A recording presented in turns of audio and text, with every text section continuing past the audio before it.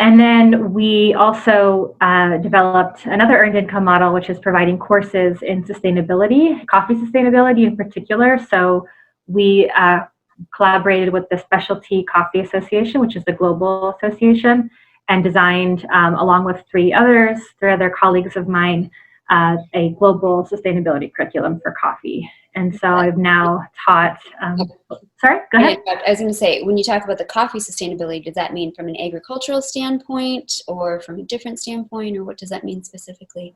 Great question. It means all of it. So definitely from an agricultural standpoint, but we look at the whole value chain. Okay. And we actually kind of frame it from the very beginning in conversations about power.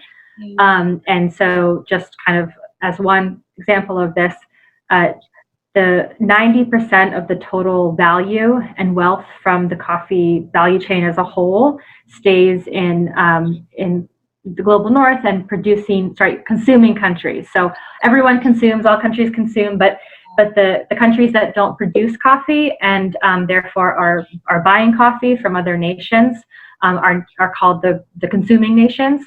And so they are primarily in the global north and maintain 90% of the wealth, whereas only 10% of the wealth stays in producing countries, which essentially just means that the sector was designed to benefit the buyer and the consumer, and not the producer, not the farmer.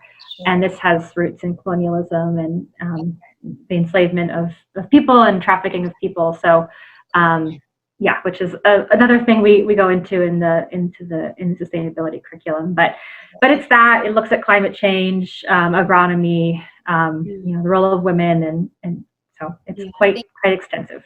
Thanks for clarifying, because I think sustainability is kind of a buzzword in this sector, and I think it is important to define what does that mean, and very specifically how is that executed, because you can say something is sustainable, but I think it's important to demonstrate the strategy behind it that's really showing.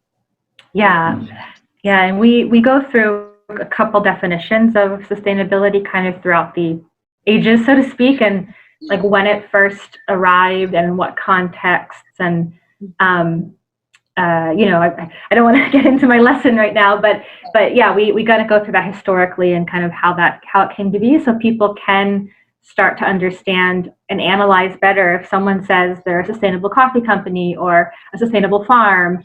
What do they really mean? And the goal is really to allow students to kind of ask the right questions and dig into the right things. What are you doing socially, environmentally, economically, rather than just sort of accepting at face value.